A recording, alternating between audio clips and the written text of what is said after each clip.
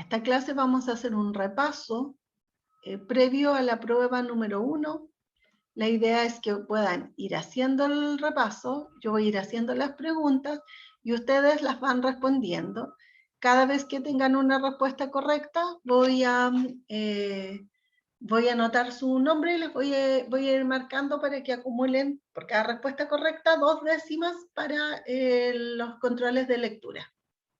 Esas 2 décimas se van a revisar al final del semestre, aplicándola a los controles de lectura, primero al último, luego al tercero, porque las notas del primer control ya estarán puestas en intranet. Si es preciso, igual se pueden modificar. Pero vamos a ir aplicándolas de esa forma al final del semestre.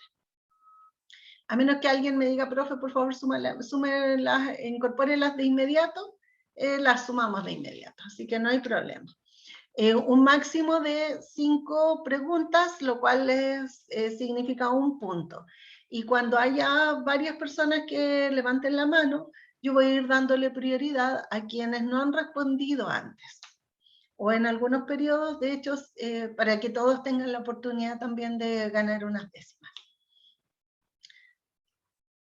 Ya, vamos a iniciar el repaso entonces.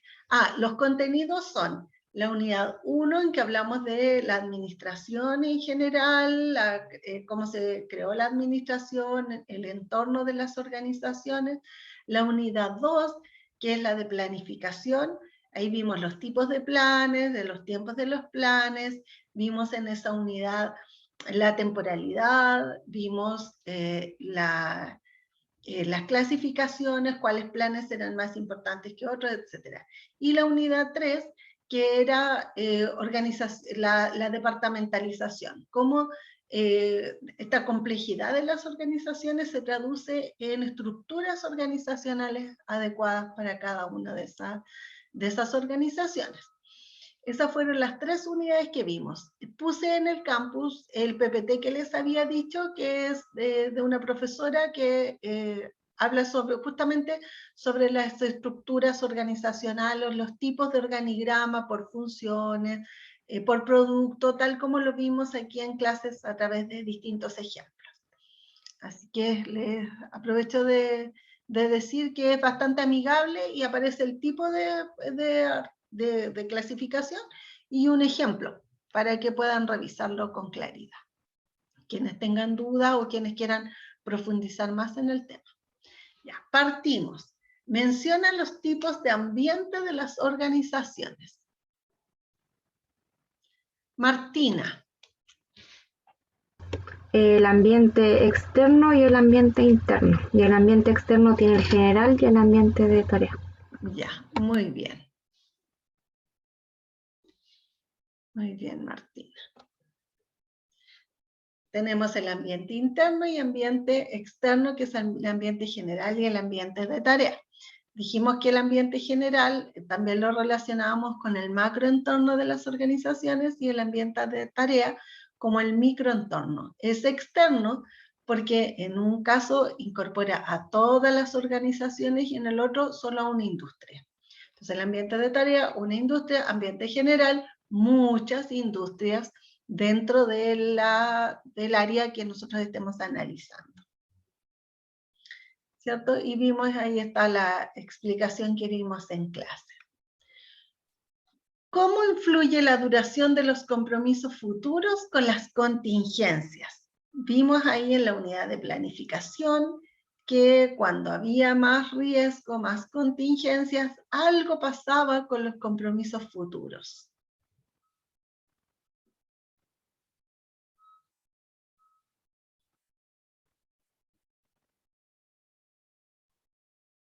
Algo pasa con los compromisos futuros. Les voy a ir dando unas pistas. Las contingencias, Martina, cuenta. Creo que son los planes que deben extenderse lo suficiente hacia adelante para que puedan llevarse a buen término aquellos compromisos que se realizan hoy. Muy bien. O la planeación para un periodo demasiado largo, corto, es ineficiente. Exacto. Eso es.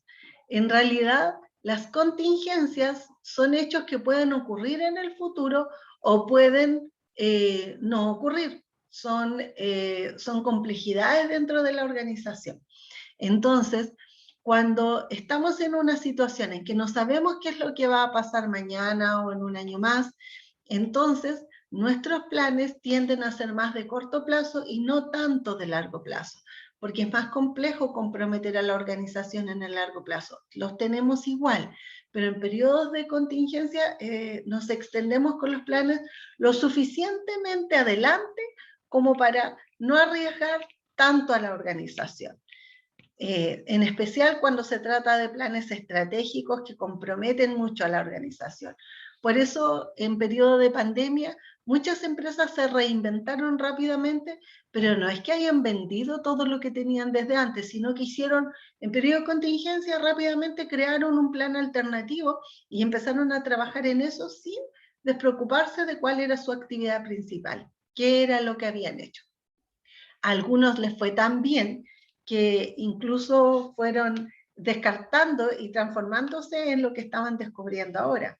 Pero la mayoría no, lo consideró como transitorio, ¿cierto? Entonces se extiende lo suficientemente de tiempo como para abordar eso, salir de este periodo de contingencia, tener un poco mayor de certeza o claridad y luego abordar los planes en esos tiempos.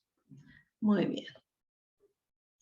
Menciona 2 herramientas de la planificación. 2 herramientas, vimos varias. Jimena menciona 2 y Viviana 2, que fueron las primeras que levantaron la mano. Proyección de ingreso y costos y presupuesto. Ya. Viviana. Control de costos, punto de equilibrio en las ventas. Ya. Felipe, ¿tú habías levantado también la mano? ¿Eran los mismos o querías mencionar otro? ¿Se puede? Ah, ya. Sí, menciona. Ah, ya. Indicadores financieros y evaluaciones de desempeño. Ya, muy bien. Los indicadores financieros van a ser algo que van a profundizar mucho en las clases, seguramente ya lo vieron en contabilidad, y van a profundizar más después en otras asignaturas como del área de finanzas más adelante en la carrera. Porque eso como contadores auditores es como lo básico para poder comparar el uso de los recursos, dónde están puestos los recursos y comparar el uso de esos, nuestros ratios, con los de otras empresas similares. Entonces, eso es como básico para nosotros. Aquí. Justo te estaba bajando la mano, Viviana, cuando la bajaste tú solita. ¿Cierto? Sí, vimos varios, entonces son distintos los ratios, los van a ver, las evaluaciones de desempeño, sin duda, cuando a ustedes les toque o trabajen en una organización y les toque o ser evaluados o ser evaluadores, o incluso dirigir la evaluación de desempeño en caso que trabajen en el área de recursos humanos. El punto de equilibrio en las ventas, ¿cierto? ¿Cuántas unidades? Eso también es una materia muy bonita que van a pasar cuando analicen costos, y es determinar cuántas unidades las organizaciones deben vender para que su empresa no gane ni pierda. O sea, la idea es vender de ahí hacia arriba. Entonces, ese es el mínimo de productos, o hasta qué tanto menos podríamos bajar los precios en situaciones complejas. Por ejemplo, pandemia. Entonces, ¿qué hacemos? ¿Hasta cuánto más podemos bajar los precios hasta llegar a nuestro límite? Eso se determina a través de los puntos de equilibrio. Cuántas unidades, cómo son los precios, todos los sistemas de costeo, muy bonito. El control de los costos también tiene que ver con eso. ¿Dónde están puestos nuestros costos? Son principalmente fijos, variables, cómo se mueven con el comportamiento de las ventas o de la producción. Así que esas son herramientas necesarias que sirven para ejecutar una planificación eficaz. ¿A qué se refiere la incertidumbre ambiental? La incertidumbre. Matías. Si no me equivoco, podríamos definirlos como tal vez grupos de personas los cuales se ven afectados por las decisiones o las acciones de la organización misma. Ya. ¿Y por qué esas decisiones pueden afectar? ¿Qué es lo que ocurre fuera de la organización?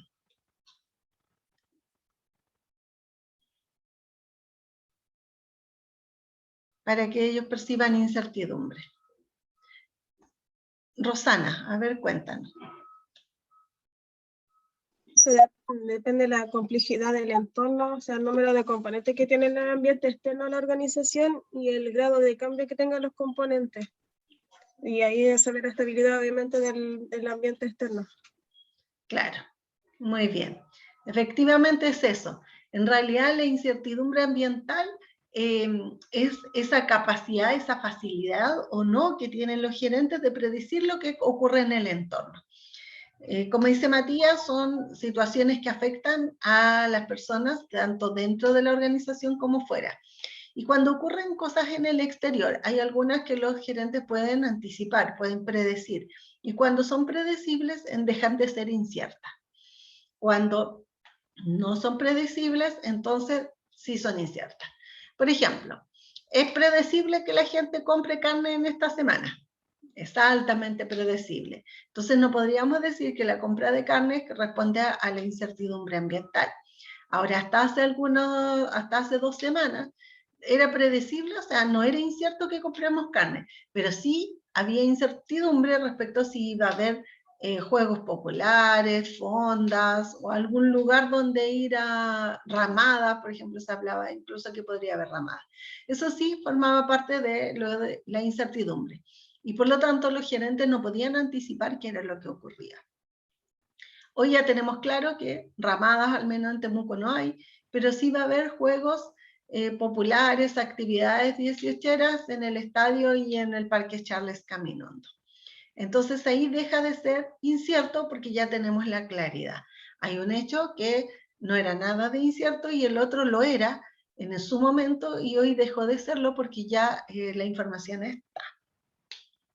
Y tal como dice Rosana, también tiene que ver con el número de componentes del factor externo y también el nivel de cambio de cada uno de ellos. Si son muchos los elementos, es más incertidumbre, porque a lo mejor algunos lo podemos conocer, pero otros no.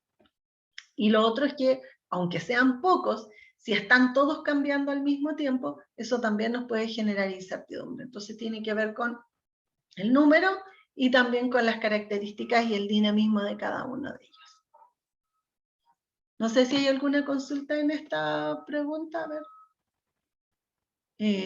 Claro, Ivánica, por ejemplo, esa es muy buena, otro elemento de incertidumbre. El nivel, por ejemplo, ¿qué va a pasar con el estado de pandemia? ¿Se aumentará? ¿No? ¿Qué va a ocurrir con la variante Delta? Porque en estado de pandemia, al tener pandemia, hay cosas que el estar en ese estado como de emergencia sanitaria, parece que se llama, que es como una ley, un reglamento, algo que sacó el presidente. Entonces, con eso se basan muchas otras situaciones del país. Por eso no todos los trabajadores estamos presencialmente, por eso los colegios están volviendo a la presencialidad, muchos de ellos ahora, y en algunos casos no han vuelto porque no tienen los medios suficientes para ello, y depende de la prolongación del estado de pandemia. Pero eso también va a depender de la irrupción de la variante Delta. O sea, hoy, no sé si escucharon en las noticias, pero mencionaban en la BioBio de un foco de COVID, como que nos estábamos olvidando de esos focos de COVID que en algún momento hablábamos de los hogares de ancianos, pero ahora un foco de COVID en un jardín infantil en Pucón y es con la variante Delta. Entonces, todas las familias están en cuarentena, las profesores, los niños, todas las familias en cuarentena producto de este foco, en que hay creo que 5 niños o 5 trabajadoras, o sea, hay varias personas que pertenecen al mismo jardín y están padeciendo la variante Delta en este momento. Entonces están con una cuarentena muy restrictiva. Así que mientras no pasen al jardín de la UFRO, ¿cierto? En realidad es difícil predecirlo dentro de los jardines, porque es complejo. La naturaleza de los niños es abrazarse, es tocarse, o sea, necesitan sí o sí que alguien les cambie el pañal, necesitan sí o sí sentir el afecto. Entonces los niños son muy de piel.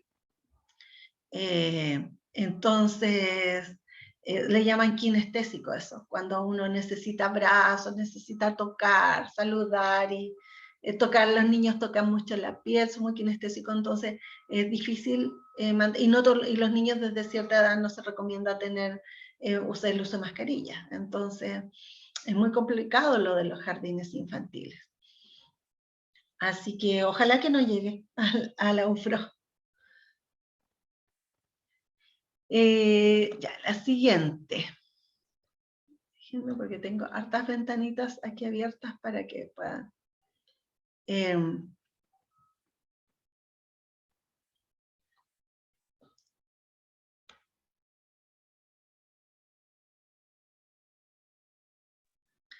No alcancé a leer. Martina.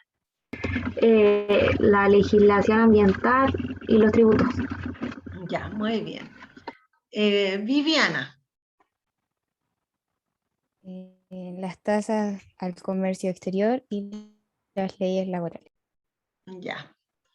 A ver, alguien que no haya respondido, ¿nos puede decir algún otro elemento político? ¿O de qué se tratan esos elementos? ¿Algo sobre los factores políticos? Alguien que no haya respondido.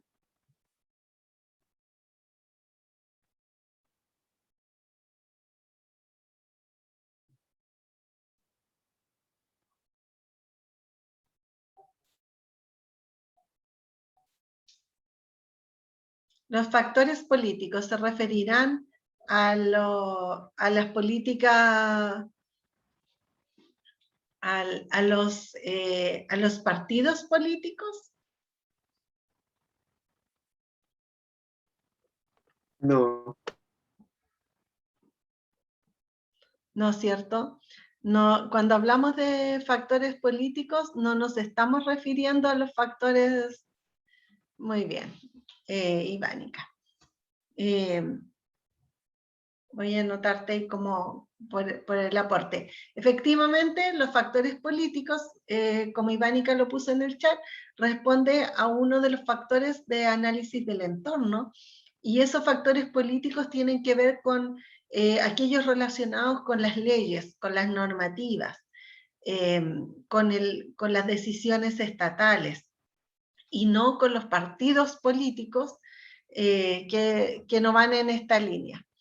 ¿Y qué tiene que ver con legislaciones de todo tipo? O sea, factores políticos como nuevas leyes, como lo que mencionaba, como lo que se mencionaban hace un rato, del estado de pandemia, por ejemplo, que mencionaba también Ivánica.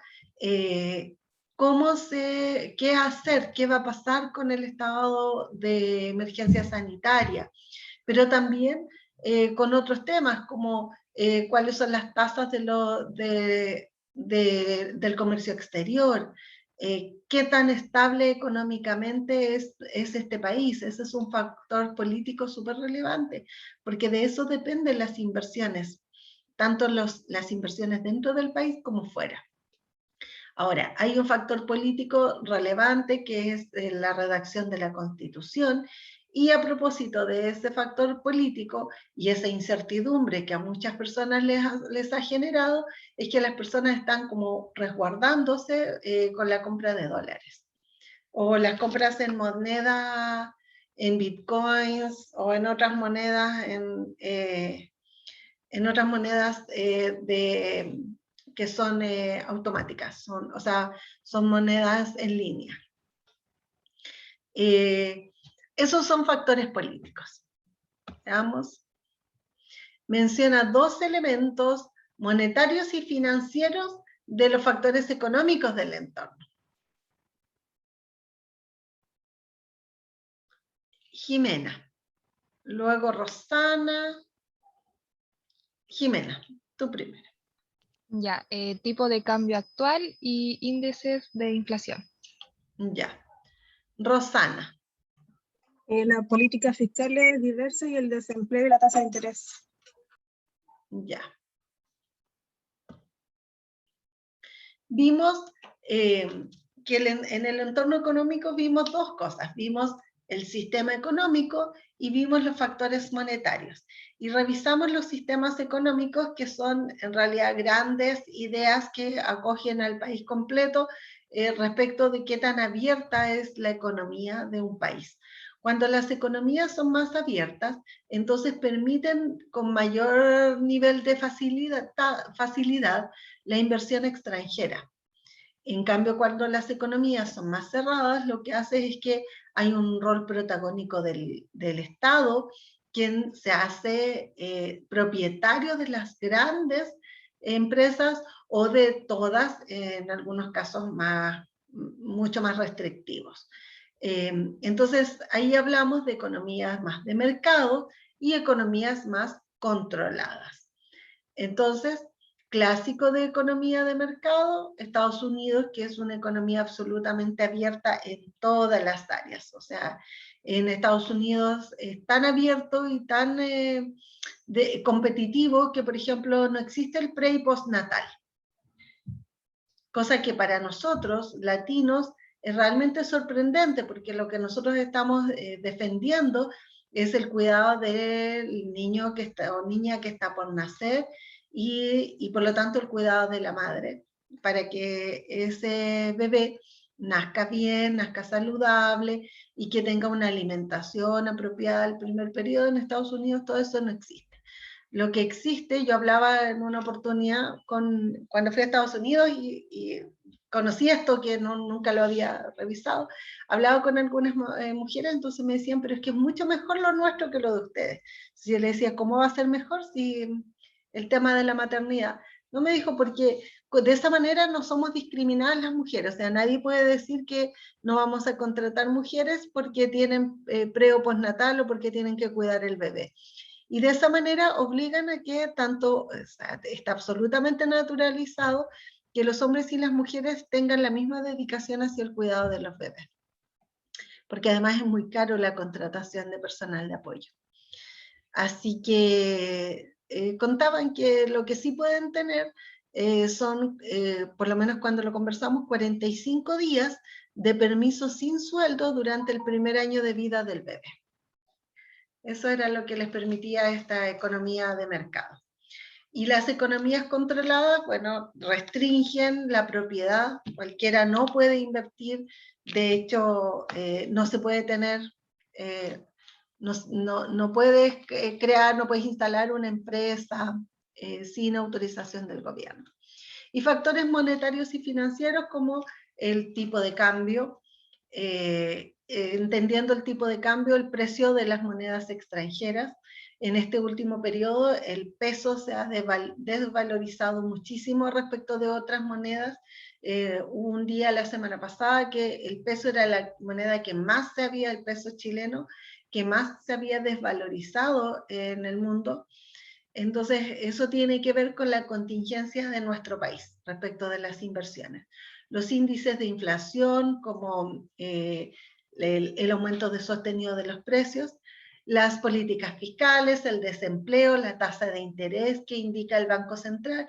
Si el Banco Central sube la tasa, entonces promueve a que las personas suben la tasa del Banco Central y directamente influye en los bancos, en todos los bancos comerciales. Y como influye en los bancos comerciales también suben la tasa de interés, y por lo tanto quienes teníamos ahorros ahora decidiremos ahorrarlo en vez de invertirlos. Y como no estamos invirtiendo, entonces menos inversión y menos gasto en el país. Como hay menos gasto, entonces habrá menos movimiento, menos ventas para las empresas, y si hay menos ventas, los precios bajan. Y si los precios bajan, se reduce la inflación. Eso es el efecto económico que esto tiene. Entonces hay decisiones que toma el Banco Central y que las muestra a través del IPOM, Índice de Política Monetaria. O sea, todos invitados, es súper interesante, aunque uno al principio no entiende mucho, revisen la página del Banco Central, ellos colocan incluso las actas. Entonces de pronto lo que uno ve en las noticias, ve como efecto financiero, si uno ha revisado el IPOM, ya tiene información de esto. Se escribe la I y la P mayúscula, la O minúscula y la M mayúscula, Índice de Política Monetaria. Y ahí hay expertos que se reúnen y que exponen estos distintos temas. Cada experto está con sus asesores y se llevan actas de todo lo que ellos conversan. Así que es muy interesante, todos invitados a familiarizarse con esos conceptos, porque especialmente cuando todos ustedes sean millonarios, van a necesitar conocer con detalle qué es lo que van a hacer con sus inversiones. Y si no lo son, y en cambio sin ser millonarios conocen el funcionamiento de la economía, entonces tienen mucho más posibilidades de ser millonarios. O de administrar los dineros de otras personas, ganando mucho ustedes, porque esos son elementos diferenciadores en el mercado. ¿Por qué debemos conocer la cultura de la organización o la cultura de un país? Leonardo. La cultura puede afectar como en diferentes cosas comerciales. Por ejemplo, acá en Chile tenemos la costumbre de celebrar nuestros días patrios, como el 18. En esa fecha se puede tomar en cuenta que la gente va a comprar cosas para festejarlo, como carne o objetos decorativos. Sí. Muy bien. Muy bien. Es importante conocer la cultura porque de eso dependen las decisiones que se toman en la organización.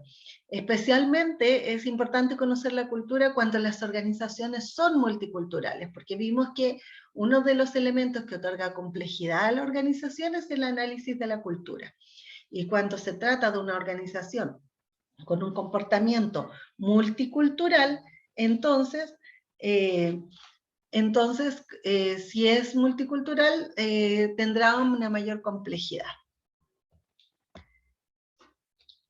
Y ahí está el análisis, ¿cierto?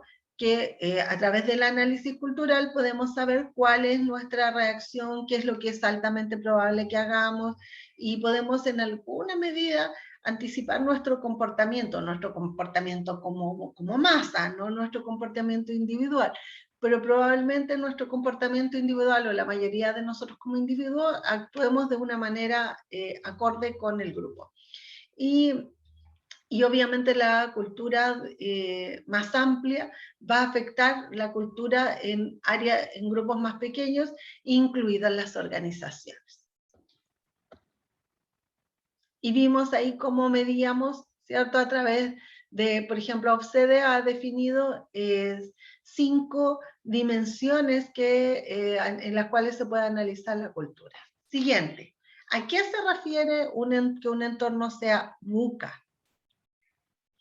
VUCA. Felipe. Se refiere a la volatilidad, incertidumbre, complejidad y ambigüedad de una organización. Muy bien. ¿Pero será de la organización? No Felipe, otra persona. El contenido, VUCA, ¿se refiere a una organización? Débora. Se refiere a dónde se desarrollan las organizaciones, o sea, el entorno. Ya, muy bien. El entorno VUCA se mide para una organización. O sea, yo sé que el entorno es volátil, es incierto, pero en realidad se mide para la organización. ¿Cuál es el entorno para esa organización?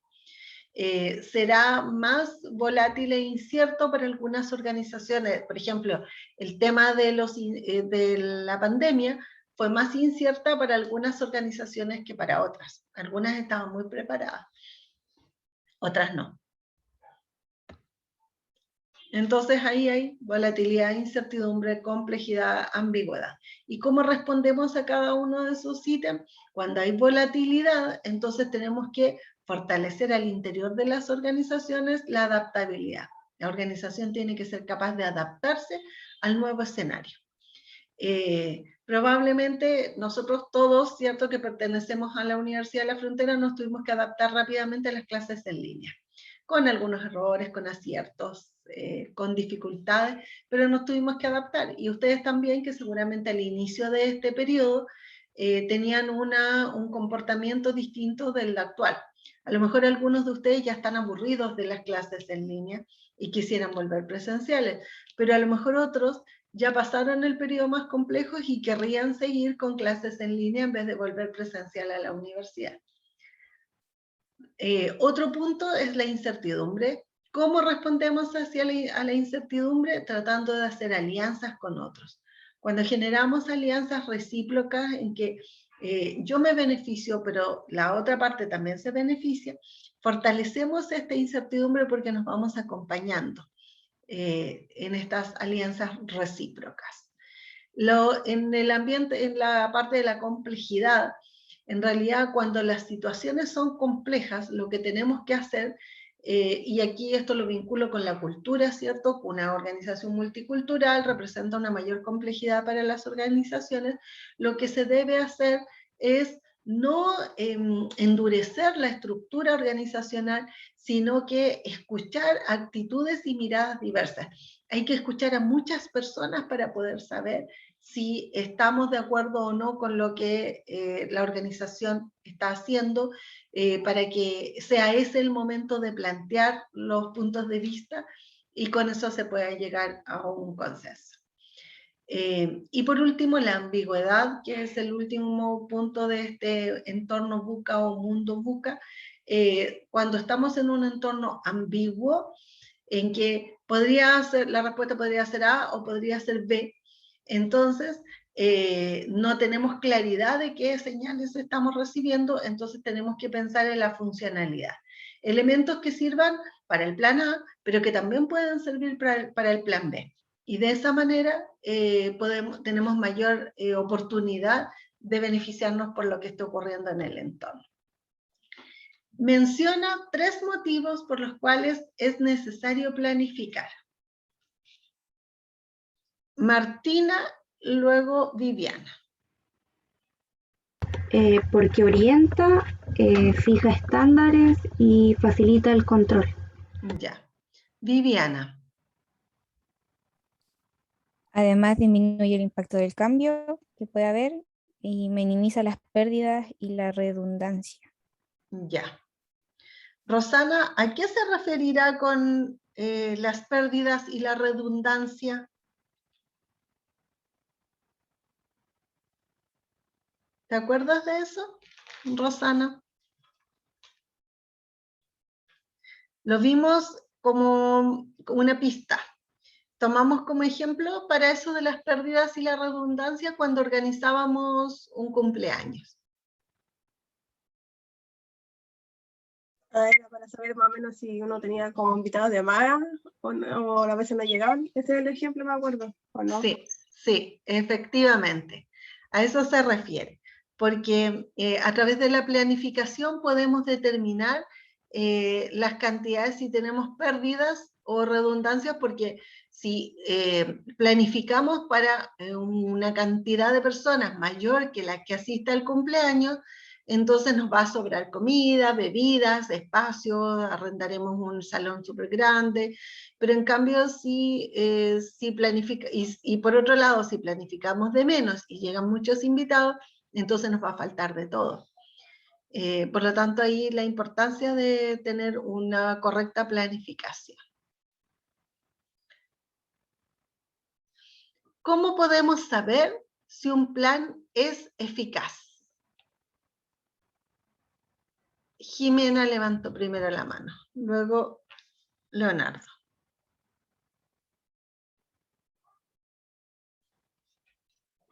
Cuando es realista y se puede llevar a la práctica. Ya. Leonardo, no sé si tú quieres agregar algo más.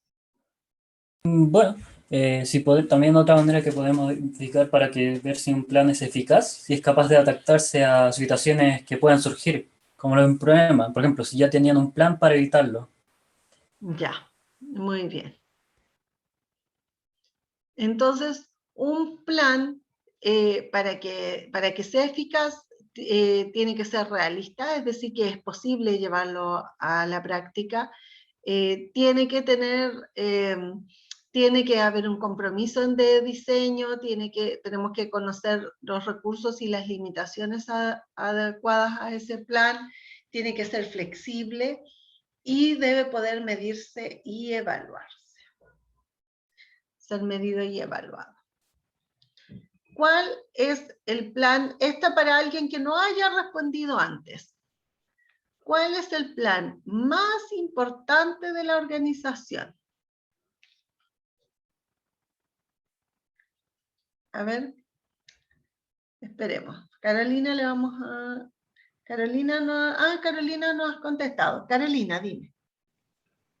Los de propósito o misión porque identifican la función o tarea básica de una institución. Muy bien. El propósito o la misión es sin duda el plan más importante de una organización, porque es esa la razón por la cual la organización existe. Así que es fundamental, de todos los tipos de planes, ese es el plan más relevante. Menciona y explica 2 tipos de planes. O mencionen y expliquen uno mejor primero, y así tienen la posibilidad de responder. Primero Jimena y luego Felipe. Jimena, un tipo de plan. El procedimiento, Ya. que son los planes y guías de acción que establecen la metodología de trabajo dentro de cada puesto de trabajo. Ya. Felipe, ¿qué otro tipo de plan? Las estrategias. Son distintas vías de acción que utilizan distintos recursos que son necesarios para poder llevar o realizar un fin que estime pertinente. Ya, muy bien. Rosana. Las reglas, que son acciones o misiones específicas que se establecen dentro de la empresa, que declaran específicamente lo que se puede hacer o no en circunstancias dadas.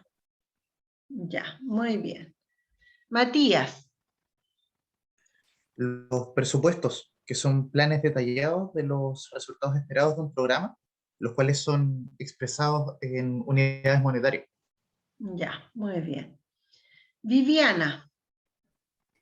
Los objetivos o las metas, que son los fines que se persiguen y donde la empresa quiere llegar. O sea, como la visión.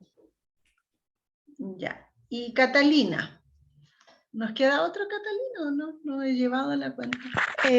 Los programas, no sé si los Ya. nombraron, que No, los son han nombrado. son planes que envuelven todas las actividades para ejecutar un plan de acción, como investigar, desarrollar, etc. Ya, muy bien. Me parece que ahí los nombraron todos.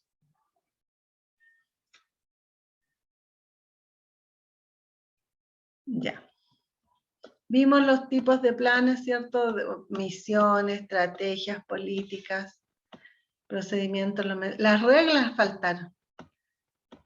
Los programas y los presupuestos. ¿Cómo podemos obtener datos de las personas u organizaciones interesadas en la empresa u organización?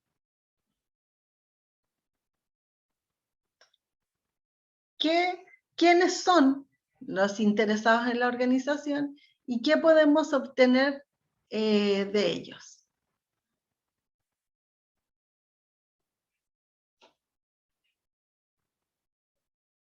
Martina.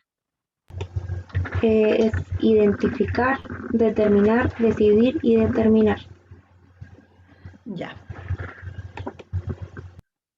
Martina los mencionó. ¿Alguien me los podría explicar? Primero, ¿quiénes son esas personas? ¿Quiénes son los interesados en la organización? Así, Los accionistas. Los accionistas.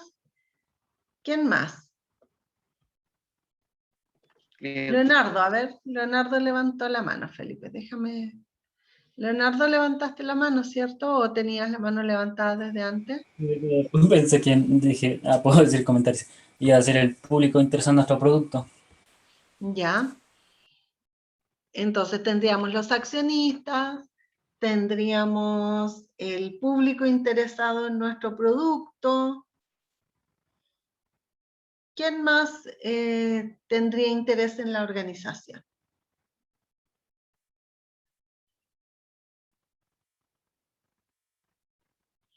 Carolina, a ver. Los empleados. Muy bien, los empleados. ¿Qué interés tienen los empleados de que le vaya bien a la organización? Para saber si van a tener trabajo en un futuro. Muy bien. Débora, ¿quién más podría tener interés? Los competidores que están dentro de la misma industria. Muy bien. Hay distintos entes que están interesados en la organización, pero ¿cómo podemos saber? Primero tenemos que identificar quiénes son las personas interesadas, ¿cierto? Identificar quiénes son nuestros proveedores, quiénes son nuestros clientes, quiénes son nuestros trabajadores. Luego, ver qué interés tiene cada uno de ellos, cuál es el interés de los proveedores, qué productos nos venden, cuáles. Después, qué tan crítico es. O sea, dentro de todos los proveedores hay algunos que son más importantes para la organización, otros son menos relevantes. Y después de determinar cuáles son los más importantes, determinamos cómo administrar esta relación para que sea de largo plazo. De qué manera vamos a seguir trabajando con ellos. Otra pregunta, ¿cómo se clasifican los planes según el tiempo? Viviana.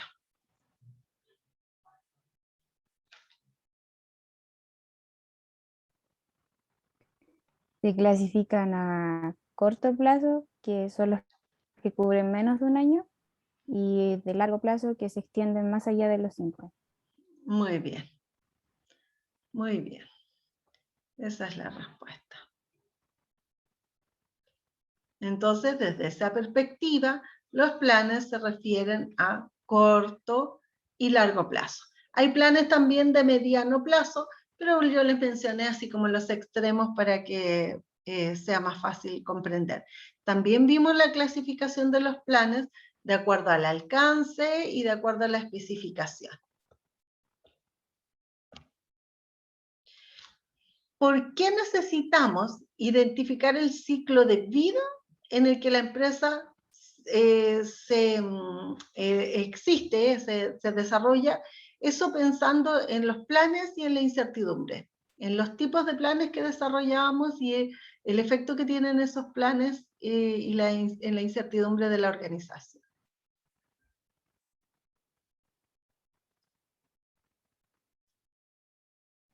Jimena, a ver. Que a mayor grado de incertidumbre ambiental, los planes deben ser más direccionales y el énfasis debe ponerse en el corto plazo. Muy bien.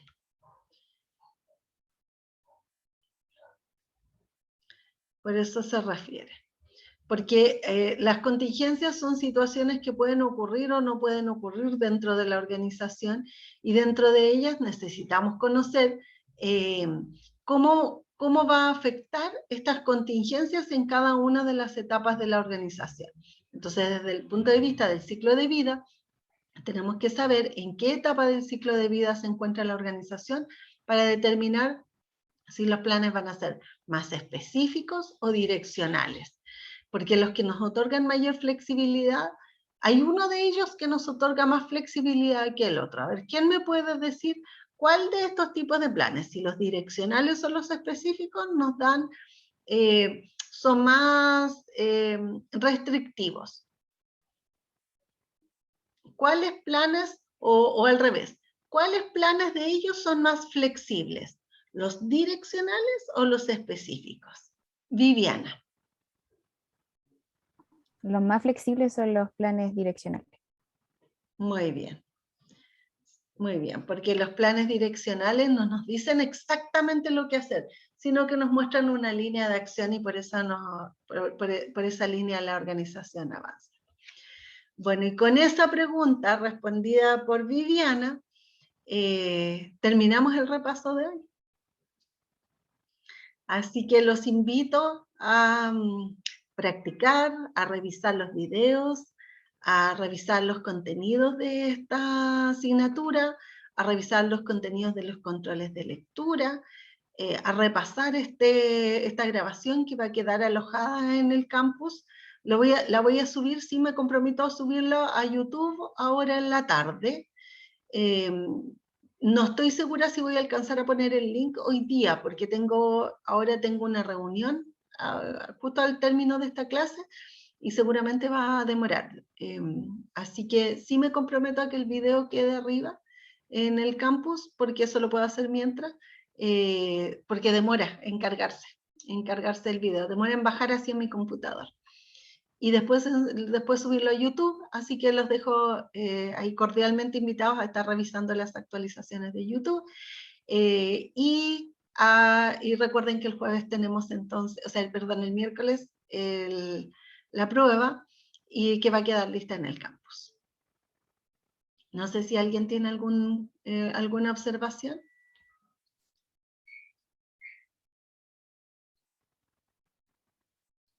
¿O alguna pregunta? No, profe. Gracias, Oscar, por la respuesta. Les voy a contar el resultado de las décimas. Martina Lagos, 10 décimas. Jimena Sandoval, 10 décimas. Viviana Huenchulao, 10 décimas. Felipe, 6 décimas. Matías, 4 décimas. Rosana Toro, 6 décimas. Ivánica, 4 décimas. Leonardo Guerrero, 6. Débora Arriagada, 4. Carolina Montero, 6. Y Catalina Villanueva, 2. Así que no sé si alguien me faltó o me faltó sumarle alguna décima, o alguien que haya respondido alguna pregunta que a mí se me hubiera pasado. Me cuentan para hacer la corrección. Y si no hay correcciones, esas serían las décimas distribuidas en el repaso de hoy. A ver, en el chat. A los que fueron oyentes, Alexandra, sí, podría ser, a ver cuántos, 3, 6, 9, 11. Después voy a hacer un repaso como para que lo puedan responder todos al mismo tiempo. El otro día estuve ahí aprendiendo también cómo hacer un repaso para que todos tengan la posibilidad, así que a ver si aprendo nuevas técnicas. Eso no lo he usado, para que sea una competencia más abierta para el próximo repaso de prueba. Así que ojalá que el tiempo me permita hacerlo. Voy a detener la grabación